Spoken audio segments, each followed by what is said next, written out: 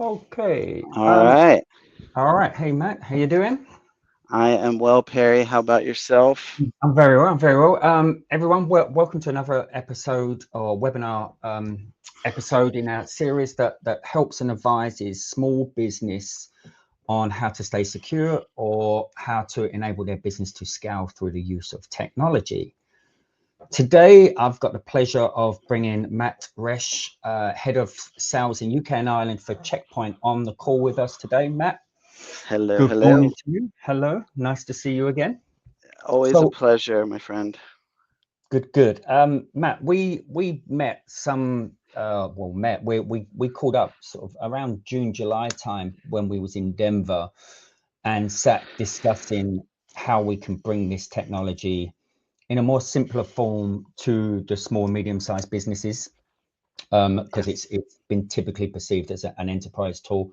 And we tried to work out how we could get this together. And I think this is going to be the outcome of that conversation, right? To see how we can Yeah. position and explain, Yeah. remove and mystify what this technology is and how it can be used in the SME world.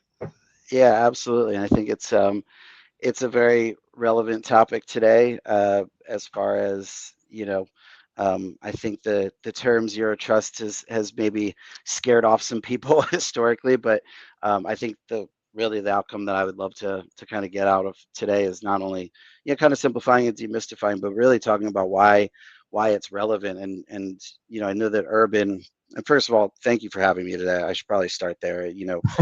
Anytime that I get a chance to chat with you, Perry. It's always great, and having the opportunity to talk to your customer base directly.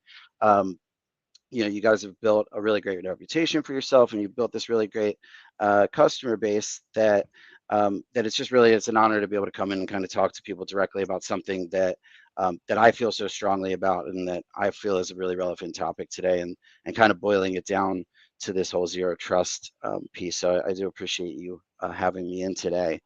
You guys started on your like zero trust journey. I feel like about a year ago. Yourself, maybe like start there. Like, is there anything that kind of motivated that for you, Perry? Like It is. Look, Matt, first of all, again, pleasure to have you with us. The whole zero trust thing, I struggle using the terminology. I know we've used it for this webinar, but it really just, it doesn't denote what the approach is in terms of cybersecurity. Mm, And I'm really keen to, that's why I want to run a number of these type of episodes in this series to remove that technology language and yeah, try and bring it down to real case uses of what we're doing and distilling where the risk is and how we can address that risk. To position what we're going to go through today, at quick intros as we're doing now, we'll jump into a quick short presentation, put some real world use cases and examples as to how this technology fills the gap and fills the need around the cybersecurity positioning. And then open up to some questions, and maybe I'll throw some questions in the way just to see if I can catch you off guard somewhere, Matt.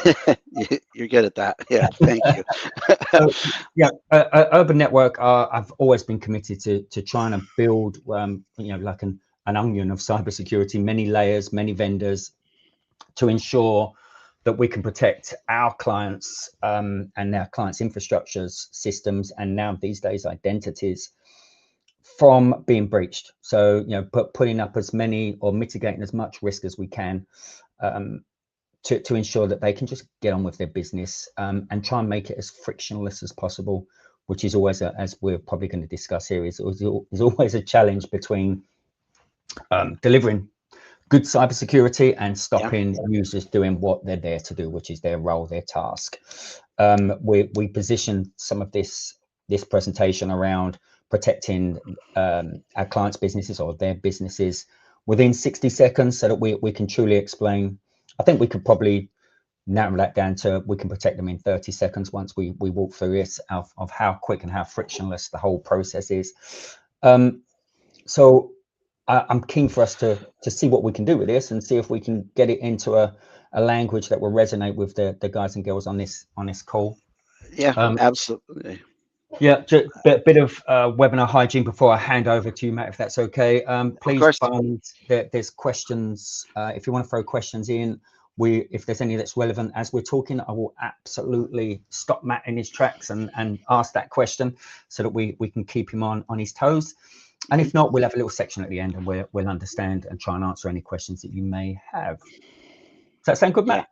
Sounds great to me. Yeah, and absolutely. I mean, I thrive off of interaction and catching being caught off guard is a day-to-day thing for me. So that's all good.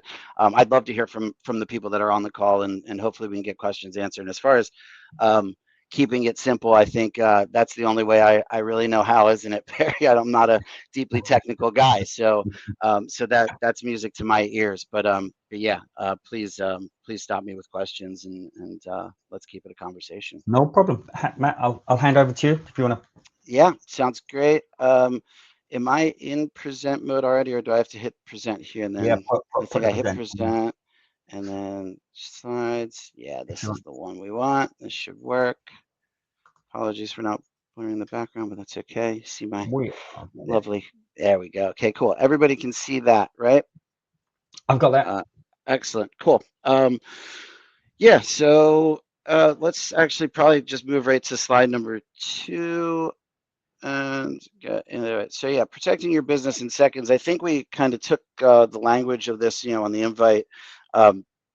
We talked about the speed, and you talked about removing the friction, Perry, and um, you know that really is what today boils down to, is that um, you know in today's day and age, these cyber threats and cyber crimes have become so evolved, and um, they don't really kick down your door anymore. They kind of log in. So we're kind of talking about how are we putting our best foot forward and protecting day-to-day businesses. We're not talking about protecting just like the enterprise and the banks anymore. We're talking about protecting small and medium businesses, giving them their best foot forward, but doing it fast and really not slowing people down from the way they work, and really having them not notice at all that of the protections that have been put in place by Urban and by by Checkpoint, which is who I work for. So I think that's that's kind of what we're going to get into today. Oh, it's not letting me move to my next slide. There we go. Okay. Yeah, that's me. Perry already introduced me a bit, but my name's Matt Rush. My job is to, in a nutshell, is to keep people safe and working fast, right? That's literally what my solution does. I work for a company called Checkpoint. We're a top 5 security company in the world. You guys might know us as the pioneers of the firewall, which is, kind of speaks into the traditional network, which we'll get into in a bit. But the product that I work on primarily is the future proofing of network security. It's a product called SASE, which is Secure Access Service Edge. So it's kind of this next evolution in network security. But yeah, I mean that's who I am. That's what I do on the day to day. When I'm not helping people work safely fast, I'm chasing my fast toddler around and trying to keep her safe from falling down the stairs. I'm based here out of Bristol. I've worked in the channel for roughly, I think, the better part of 12 years now, and primarily the cybersecurity and productivity spaces. And I'm, don't let the accent fool you. I'm not obviously from Bristol. I'm a big Philly sports fan, a music fan in my day-to-day life. So that's just a bit about me. And then let's talk about what we're covering today. And I don't need to read these line by line, but basically, in order to talk about this stuff, we're going to have to start with the beginning and what the traditional network has looked like and still looks like in a lot of places today. But we're going to have to talk about the way that modern work has evolved a little bit, and that's going to kind of lead us nicely into zero trust. In real world language, it's 3 principles. We're going to kind of do a bit of a compare and contrast of like secure access without VPN pain, and then we're talking about how it's improving the speed and user experience, which is what a lot of you people on this call today probably care the most about, is how it's not how we're going to keep you safe without getting in your way. We'll talk about a couple real cases, and as Perry said already, we'll probably open it up to some Q&A at the end. But feel free to drop those questions in the chat as well. Okay. So yeah, the traditional network is gone, right? So the way that we have traditionally worked has changed drastically. I think, well, I don't think legacy network as it stands was kind of built for this office first. This is that showing the castle right now? So my animations are not in. Okay. Yeah, yeah. How do we? Okay, well, we can improvise. I did have a really nice diagram here that kind of showed the traditional network. So I didn't realize that it wasn't gonna have the animations. I apologize. We probably could have gotten that in the dry run. But this castle and moat, office, right? So think of your office as a castle. The everybody's working remotely, or sorry, everybody's working on site in an office. In that same castle, in the back room, is a nice little network closet with all of your servers in there, and in between that desk and that closet in the back is a VPN gateway. And maybe the only thing that you have to worry about in this environment was somebody maybe bringing in a flash drive and bringing in something malicious that way, right? It's a very controlled environment that was controlled and still is controlled traditionally by on-prem firewalls and routers. And these, this traditional network, which you can't see here, but you can see a cartoon castle, is, it it's a lot easier to manage for guys like Perry and your service providers, your IT staff. When everybody's working from the same place, we can control it a lot more, right? And the problem is now that we've evolved, and I'm going to get off the cartoon castle. Like, I want you guys to think though about the VPN though as this drawbridge that's going over the moat and into the castle, right? And the VPN allows you access into the castle. What happens when you get into that castle and you have access to roam freely about, right? So think of a hacker. Once he manipulates and gets through that castle door, he's now able to move freely and do whatever he needs to do inside that castle and really cause maximum damage. This is what the network looks like now, right? And I know that we can't get away from talking about how modern work has changed without mentioning COVID, but we have to mention it, right? Because this was our cloud computing, and having all of your applications in house was really nice, and we were already shifting to this. And Perry, you brought this up in a really really good way before when we talked about this last week about how even when you're working in that office, you're not really working. You're still working remotely in a way, right? Because the applications have left that data center in the back room and they moved into public cloud. Your SaaS applications, your web host applications, the things that people were already working on shifted into the cloud, right? So that already changed the edge of the network drastically there. Well, what happens when people also left that castle and they left that fortress and they went remote? So now you have people that are working from public Wi-Fi. They're using their own devices, and they're accessing applications and data that are also hosted elsewhere. So that has created a slew of challenges for IT staff and for your managed service providers to stay in front of the attacks and the vulnerabilities that are caused by the new modern work environment, right? And that's when we talk about entering zero trust. Yeah, I think that's it, Matt, right? You've got traditionally, as you say, back in that castle and moat analogy that you put together, we just had to protect one door. Yeah, we just had to protect that front gate. Yeah, they're staying with your analogy there. We don't now. We have to, if there's 50 staff and they're all working remotely at some point, we've got 50 doors, or 51 including the site, to secure. So the protection moved from the infrastructure to their endpoints, to the computers they're using, and then also the cloud applications that they're using, of which there are many. We now need to protect that. So the complexity is 10x, 20x that it used to be before. And we need to ensure that the technology moves with that. And traditionally, the VPN was that move, and we need to solve that in different ways, right? Absolutely. That is what keeps the lights on for you, and probably keeps you up at night, as well. And listen, that, they talk about the two certainties in life, the, death and taxes. I think the third certainty is that we ain't going back to how we used to work, right? We're that's not going to change anytime soon. If anything, it's gonna keep evolving. And listen, I don't have any shoes on right now. I think I wear shoes to work about 5 days a week now, and that's when I'm traveling, right? And I guarantee most of the people on the call, they're working remotely as well, and they want to be able to do everything that they can do in an office at home, and without being slowed down. But yeah, Absolutely. Seamless yeah, experience, no matter where they're working from, is key. And our job is to secure that experience. yep, absolutely. Your job is to keep your customer's name out of the news too, which is always a full-time job. So yeah, so we have to just talk about this shift, and everybody knows this shift because we're living in it. But we do need to talk about the complexity. So the network isn't the boundary anymore.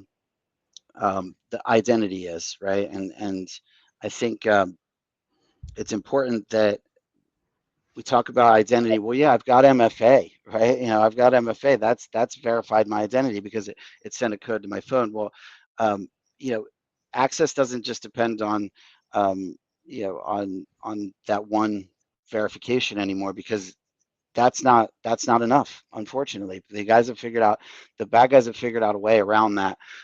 So access shouldn't really depend on only on where you are, but it should depend on kind of who you are, being able to prove it, what device you're on, and then what you're permitted to do. And that's what's going to lead us into this conversation that we're going to have about zero trust. And zero trust in plain English, again, not technical. We're talking about my plain English as well. We're talking about the Philly plain English, not the Queen's, Perry. It's not as eloquent as you guys, There's a but very distinct difference, that, Matt. it very much is. I'm reminded of it constantly from living in England the last 5 years about how terrible my version of it is, but that's okay. That's a whole nother webinar. Um, cool. So yeah, uh, what zero trust really means, and we're not talking about, honey, I'm only going to the pub for one, and I'll be back after that. That type of zero trust, but it really is what it says. It really does what it says on the tin, right? We are shifting into this. You are guilty until proven innocent.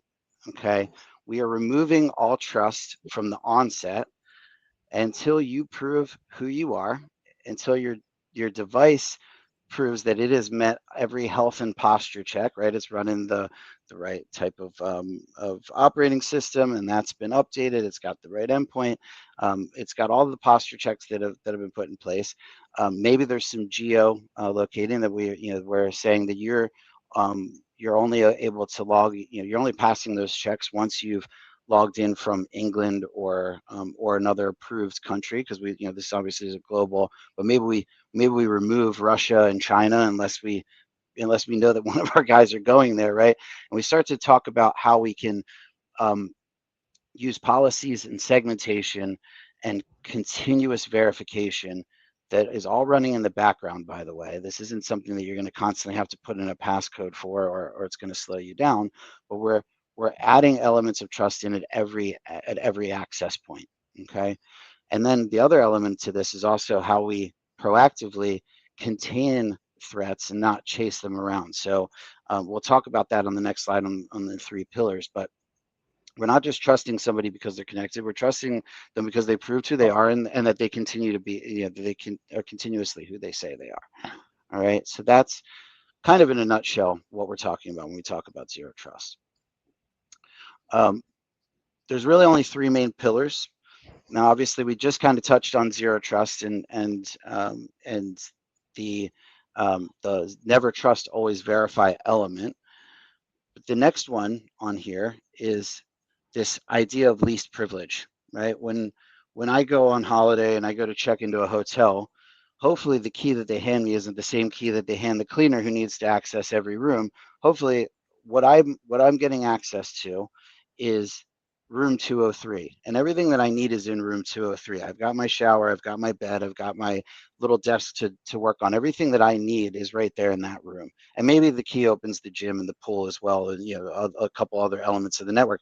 But the idea is that I am only setting you up to do your job and to do what you need to do and access the information that you need to access. And it's important for a couple of different reasons. A, it's going to increase the speed because we're connecting the individual to the application that they need by using these encrypted tunnels. But that split tunneling actually does also lead to performance enhancements, but it's also going to limit what we call the attack surface and lateral movement. So we're not allowing people to move freely anymore once they've accessed the network. They're only accessing what they need, and we're also limiting what they would call the blast radius. Right? If a bad guy does get in, they're only able to do minimal damage, and that kind of leads really nicely into this kind of third element of this, which is all of these are really kind of Perry's Perry's duty to have set up, by the way. But this assuming the breach. So when we're talking about assumed breach, we're actually architecting this solution in a way that we're assuming that something bad could and will happen, right? And we have to architect it in that way, not because we think that it absolutely will, because we actually are giving ourselves the best possible chance that that won't happen. But we have to assume that it will, and we have to architect it in a way that we segment the network, that when somebody does get in to the castle wall, they hit another door, or they think of it like a panic room, right? You gotta, the robber gets in, and all of a sudden the steel curtains come down on all the bedroom doors, and they can't get anywhere else. They're kind of just stuck in this hallway. So that's what we're talking about when we assume breach. We're going to have them stuck there where they can't cause any damage, and then they'll quickly be removed from the network entirely. So those are kind of the three pillars that we're looking to achieve. And listen, Zero Trust is important to say that this isn't a one tool to achieve this. Zero Trust really is a framework and a mindset, and generally it takes at least a couple tools to get there. The tool that I offer does actually get you about 90% of the way. When we talk about assuming breach, I think the that response, that detection response element that would probably be brought on by like an endpoint security would make up for the other piece of that. So Matt, I'm just going to jump in there very quickly because I've got a question from the audience, and it feels like quite a good time to drop that in. Okay, great. The term zero breach is probably a term that some people this may be the first time they've heard of it. Okay, and we're trying to explain what that approach means in a more plain English. But the question we've got is zero trust in terms of the way that you approach communication and connectivity.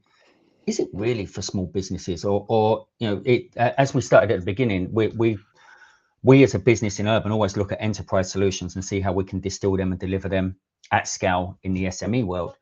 Yeah, it sounds very complex, some of the things that you're talking about, to a layman. And do you feel, or can you comment on, do you think this approach is appropriate for SMEs, or does it only reside in the enterprise world? Yeah, so it's a great question, and whoever asked, I appreciate it, because I think traditionally when this first came about, and I would say it's about 6 years old that you started talking about zero trust, and the companies that did go for it first probably were enterprise largely, and largely that had to do with costs around being able to implement it and manage it. It has become very much at the center of how leading cybersecurity people are approaching network security now. Like I said, this is we talk about future proofing, but really it's current proofing as well. The threats are already there. So this whole theory of zero trust is absolutely built for the SME space. One thing that you have to keep in mind is that because of the way that that the modern solutions are now able to easily deploy, put these policies in place and global templates, and we get into the T's and C's of how you guys are actually able to pretty quickly get zero trust in place. It really has brought it into the world of the SME. And listen, the threat, the bad guys don't care if you're an enterprise or a smaller mid-market.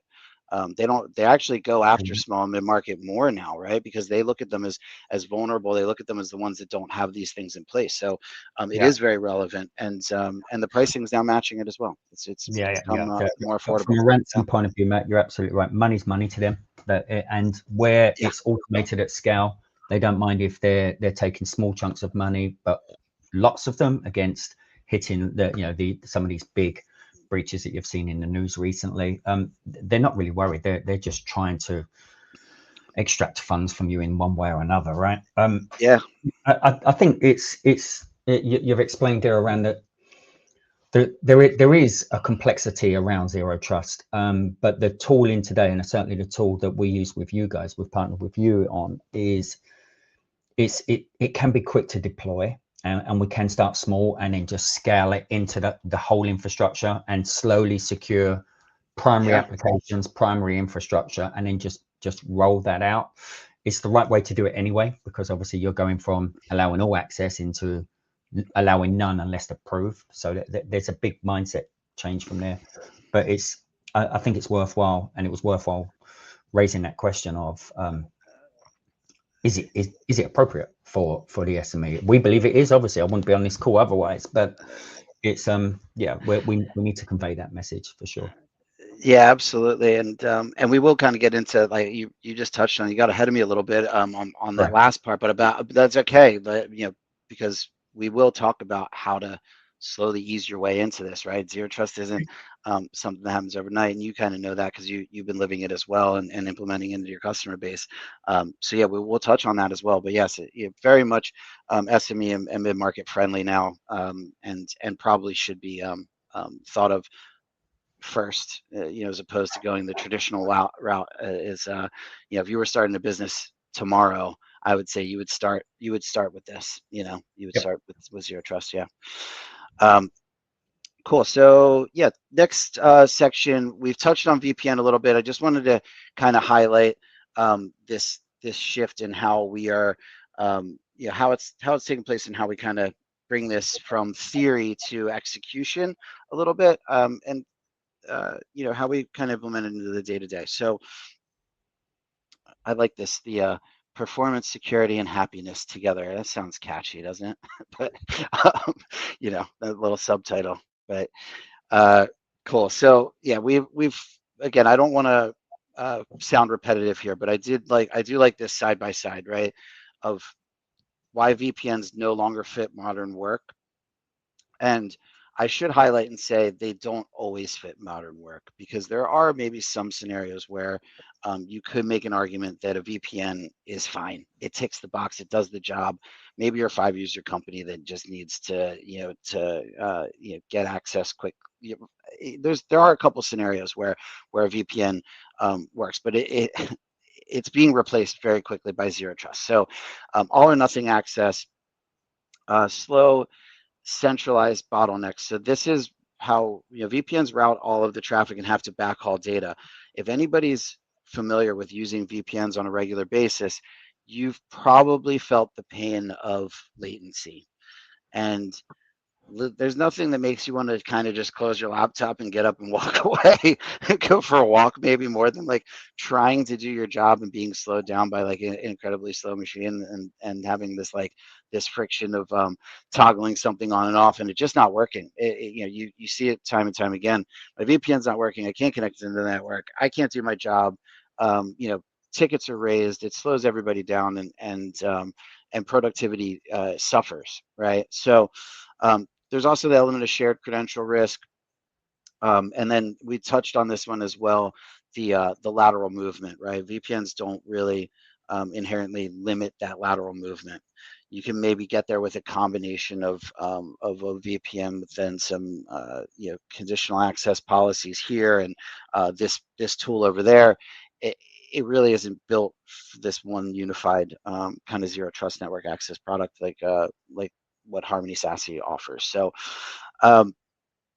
again, when you look on the right hand side of this, and only connecting people to the applications that they need, the constant verification, but that is happening in the background, the global presence can't be understated. So the global gateways allow you guys to work from anywhere on any device, and not see any sort of a reduction in speed.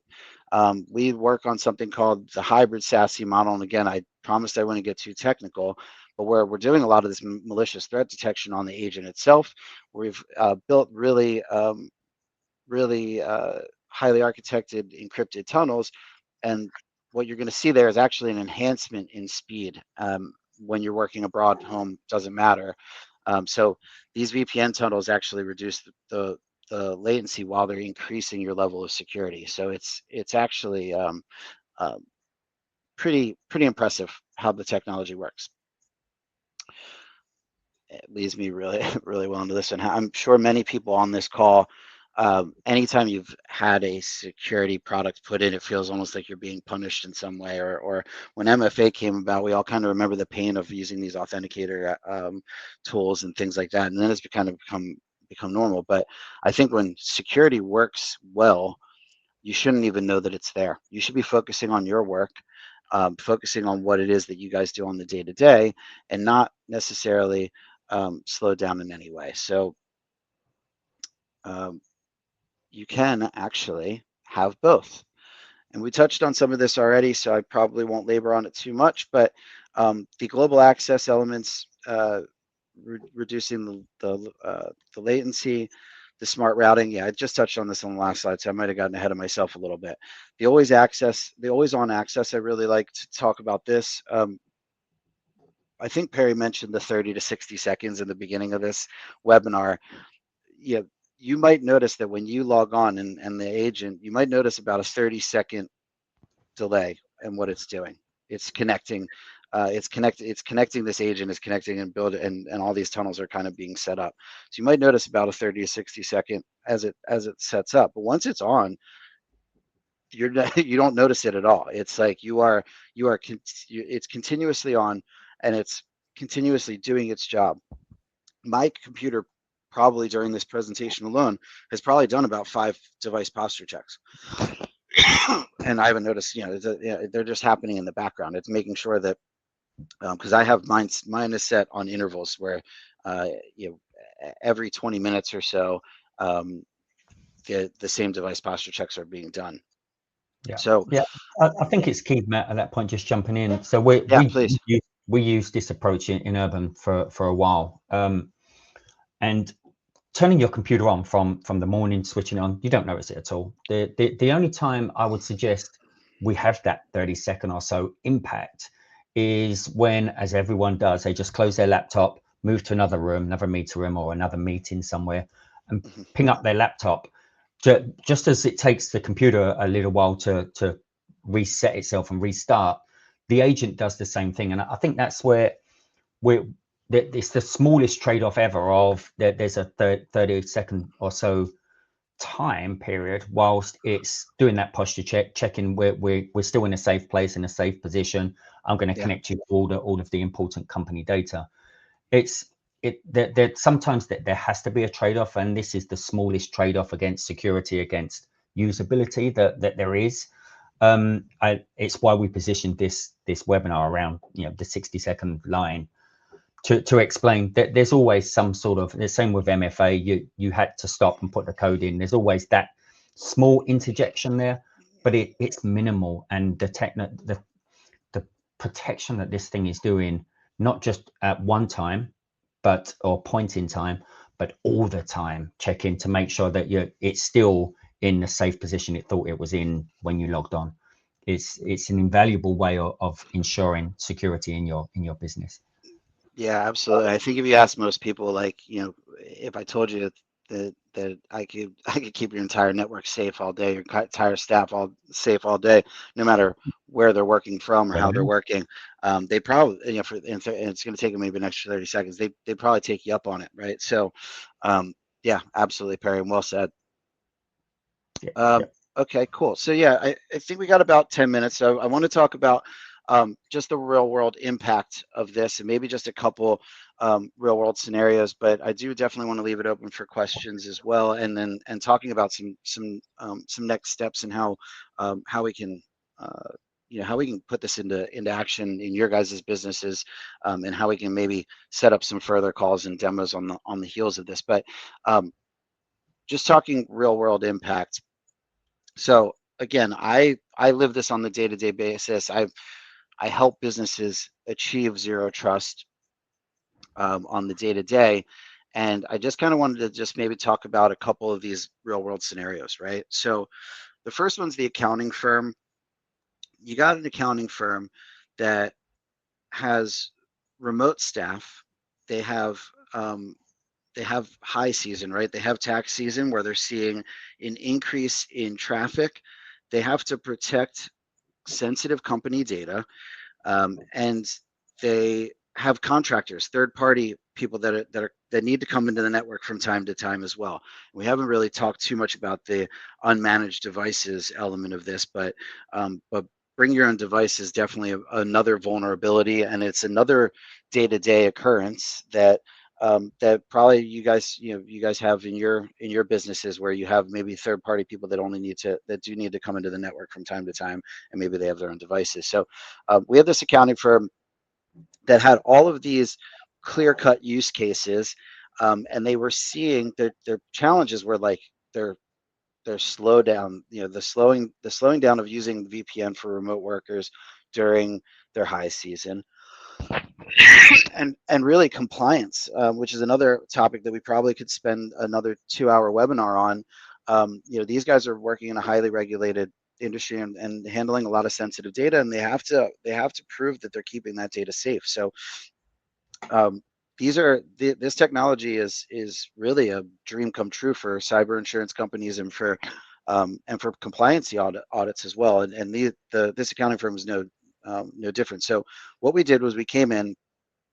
By the way, they had sites in all over the UK, right? So they had offices in Manchester, London, Edinburgh, talking everywhere. So they need to constantly communicate and collaborate between all of them. So I apologize, guys. I have a little frog in my throat. But what we had to do is we come in, we architect. We start with one branch to branch, right? We come in and we ease our way in, and we start with the most critical applications first, and we set up these encrypted tunnels. We set up a gateway. We used our location, one of our London points of presence and our Manchester point of presence, so that the staff that's in Manchester is connecting to those tunnels from Manchester, from the gateway in Manchester, and the ones in London from London, and they're able to communicate. And we set up those tunnels and the zero trust access network policies that go alongside them, the firewall policies, the device posture checks, and now they're up and running and they're working. Working really safe and securely, right? And fast. And what they saw is an immediate uptick in the performance, and again, kept all their compliancy people happy as well. So can't say enough about the logging and the auditing element of this as well, that Perry will be able to provide to you guys. That's another element of this that we can get into on probably the next the session too. But this is just one real world scenario. Another one is a healthcare facility that we also, we're big in healthcare as well. These doctors having to connect their EHRs from multiple sites. Kind of a similar vibe to the accounting firm, where they're no longer able to do this all or nothing. It just doesn't fly for their compliancy anymore, right? So they have to connect the doctors specifically into these applications that are protecting their sensitive data. So again, we can go into real world use cases. I'd love to hear from you guys about the use cases that maybe talk to you guys a bit more about your businesses and where this might fit in quickly. So yeah, anytime Perry wants to set that up with me and my technical staff, we're happy to have those conversations offline as well. So Matt, just before you jump into how to move forward, one other use case that may resonate really well with the audience here is around the Microsoft 365 platform in its entirety. That we spoke about MFA, and most people are used to MFA now, and there was there's always been a small risk around what's known as man-in-the-middle attacks with MFA. So if you're sitting in a public location trying to access your Microsoft 365 services via a public Wi-Fi, you could actually be sitting on what is effectively a fake Wi-Fi that's pretending to be, let's say, the Starbucks Wi-Fi that you're in. And basically they sit in between you and 365, so that as you log on, they're effectively stealing your credentials, your username and password, and you think you're safe because the MFA rotates every 30 seconds or so, and that is certainly one of the primary layers of cybersecurity. But being in the middle, that they can set up a dummy 365 login that will then pass that information to the real 365 page. Therefore, as you put your code in, it authenticates in 365 correctly for them. So they've now got access to your 365 using the MFA token that Microsoft provide, and keep the service open. From that point, they then foul you in terms of the user logging on and send you back to the original site. And you just think you've typed your password in incorrectly or something. Go about your business, you're logged in. But at that point, that adversary that's in the middle of that transaction also has access to your 365 now, right? So there is still a risk. And we've seen, certainly over the last 12, 18 months, that used to be quite a manual intervention. But with automation and AI, that's now at scale. That happens without anyone intervening. They just steal these credentials and steal these tokens. What a quick win for everyone on this is by deploying this approach, this Harmony tool and zero trust approach to the 365, means that they can never steal that code again, because they're either their automated platform or even a guy sitting in Starbucks next to you that's trying to steal that doesn't have all of that posture checks. He's not going to pass him. He doesn't have the agent. He has none of the tooling that will enable him to actually access and steal that token to then gain access. So it's a really quick win at scale across the whole Microsoft ecosystem, or Microsoft 365 ecosystem, that this thing in real world situations will just shut that down.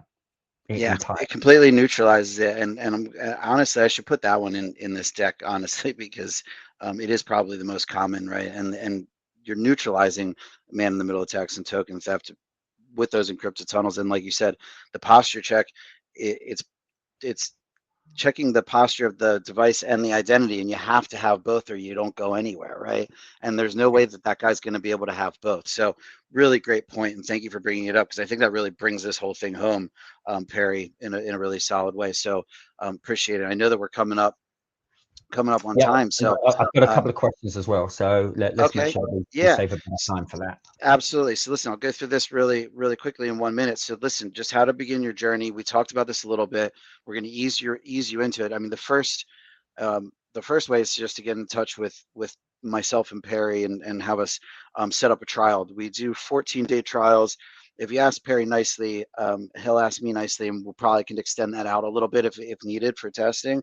But we get this into a pilot environment, a pilot group, and we've kind of tested against what you guys are currently using. I think is the easiest way, right? Kick the tires, get your hands around it.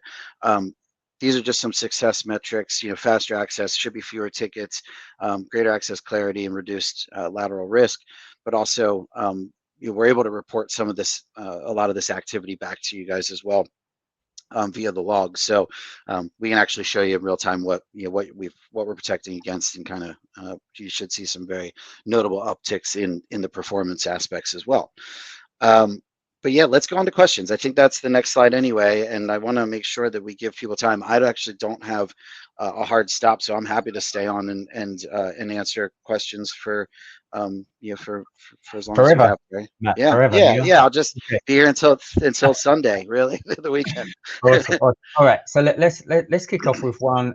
It's a fairly meaty question, so I'm going to read it out as it is. So, given that zero trust requires the user and device to be verified in order to connect to desired network applications, as we've just, if we explore a scenario that the user is away from home in a mobile location, and the laptop that's trusted fouls for whatever reason, but that user has access to another laptop, it's someone else is in their group, or they've got access to a device, and have all the necessary connection information that you could set a VPN up if you was in the old traditional model of a VPN. How would you be able to set up a fresh connection to Office, to 365, whatever that is, with an unknown device? What's the reality of that? You're out in the field, your laptop dies, you have access to another laptop that's got internet access, Yeah. but you're now in the zero trust world, right? So what's the steps there? Well, I'll leave you to comment some, and I'm happy to jump in as well. Yeah, absolutely. So, I mean, our product allows has an agentless model. So let's say that this new device doesn't have our agent on it. So there is an agentless element to it that would do it via web proxy. You'd still have to pass your checks. So this is actually really good for those third party contractors and the BYOD element of this as well. But yeah, there is an agentless aspect to it that we could allow for it. So is this question like it's an emergency situation? My laptop's gone, but I still need to That's access exactly it that. from BYOD. Yeah. I'm sitting on the beach. I'm a business owner. I'm on holiday. But Yeah. as every business owner does, we always bring our laptop along. We're doing a bit of work Yeah. somewhere, and something comes up, and for some reason, my laptop's got sand in it. Let's keep Yeah. it this beach scenario. It's gone. But my friends, colleagues, wives, partners have a laptop that I've got access to, can access the application, can connect to the internet, but clearly it's not a trusted source. A trusted identity, I know me, I can prove it's me, but I can't prove that the device is trusted. Yeah. So in that element, you're probably not going to get access to everything that your group would. Can you still access what we set up for you as the administrator, right? So in this particular case, you would set them up with an agentless scenario, and you could give them temporary permissions to access what they need access to. And it sounds like it'd be very much a temporary situation until they're on the trusted device and the trusted network. Yeah. So we can still get them into the network, but maybe we're limiting that to just their email and their only and just the applications they need. But we're doing that also via an encrypted tunnel, but it's via web proxy. So there is an agentless element. Yeah. There is, and look, if you extrapolate that scenario there, the idea is to be trusted. So if you're trying to access from an untrusted device, that's exactly what a bad actor would do anyway, right? That's exactly what Yeah. you're doing. And the idea is that we're trying to secure you. So yes, there would be impact there, and that there would probably be an impact or an IT resource assistance to ensure that we got you, authenticated you and got you back online using a temporary solution. So Yeah, absolutely. yes, there would be impact there, of course. But we're trying to work in a trusted environment, not an untrusted. I appreciate there would be scenarios such as you just said for that. So so that's one. Let's hopefully that's answered that question. Secondly, with this zero trust and this constant checking of the device, checking what it's doing, making sure that it's authentic and genuine in its actions.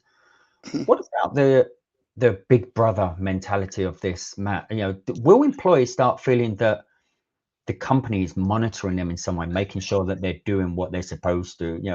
Is there that we're always watching you mentality here? Yeah, I mean it's a fair question. The answer is no. This isn't designed for to monitor behavior, and there are applications that companies can implement that do that sort of thing. This isn't designed to monitor behavior. It's designed to monitor or to verify identity and verify the health of your device and to make sure that that you are who you say you are. Your device is which one it's supposed to be. So yeah, no, it's not. It really isn't that. But I can see the whole zero trust it sounds scary, right? So it sounds like it has this big brother kind of darkness to it, but it really isn't. No, it's not. Now, could you get some web activity via the logs? Sure, but you could do that with multitude of solutions. You can kind of see what people are what websites they're browsing. There is a element to the SASE, the overarching SASE product that allows administrators to limit what websites and things people are able to go to for their own protection. So there is that, but it's not there to look at what you're doing all day, every day. It's to verify identity. Yeah. Hope Thanks, that man. answers That's it. good. Look, one last question. One of the someone's using remote desktop services, so it's that thin client, what we would call thin client connectivity. It doesn't matter what device they're using; they're connecting to a server infrastructure really that presents a virtual desktop for them with all of their applications on it. Now, obviously, from my point of view, the way we approach that even with Zero Trust is that's just another infrastructure piece, right? That's Exactly. what's happening at the moment is let's use Windows Remote Desktop as the example. It's probably one that most people will be used to. That you've got a remote desktop server and applications sitting on there, and an awful lot of people would use a VPN technology to that. Typically, the SSL VPN type technologies that are out there, which all over the last 9 months have had a really bad time of it in terms of being breached in one way or another. And yeah, remote desktop used to be the number one point of entry into infrastructures. Wrapping a zero trust approach or technology around that enables you to do the same thing. It's effectively bringing that remote desktop infrastructure into your bubble, your protected circle of trust. Let's use an old film analogy. I like that. Yeah. Love that film. A circle of trust. You bring those resources and those devices and those people in, and then you access them. It's actually strengthening the remote desktop setup that you have. You got anything to add on that, Matt, or do you think that I hit the nail on the head again. So it's not about again, this isn't another blocker. These are verification elements that are happening in the background and bringing in you're putting your infrastructure behind these encrypted tunnels. So yeah, you're bang on the money there. That you're bringing this into the circle in essence. So yeah, I think you said it all there. Yeah. Perry, for sure. Okay. So let's bring this home and let's give everyone their day back as well. Yeah. So look, first of all, Matt, thank you so much for being on it. It's a pleasure to listen to you and hopefully help our audience understand what Zero Trust is and try and remove some of that technology, as much as we always end up using some sort of abbreviations here somewhere. It's hopefully we've painted a picture there. I don't think it's ever a good webinar unless we put some sort of offer at the end of that. So I think if we can, Matt's very kindly offered through Checkpoint and Harmony that if anyone's interested in this, natural progression will possibly be a demo just to show you so that you can ask very specific questions about your use cases and how we can solve those problems for you. And Checkpoint have very kindly offered a 14-day free trial of the service so that we can demonstrate, maybe pick, as Matt said, pick one application, one area of infrastructure that we can secure against a subset of your users and show you how it doesn't impact, but also then how it will improve security. So we thank you for spending time with us. Please reach out to anyone within the Urban Network team who will be happy to talk to you about this and take you to the next step of either a demo or a free trial. And we look forward to hearing from you all soon.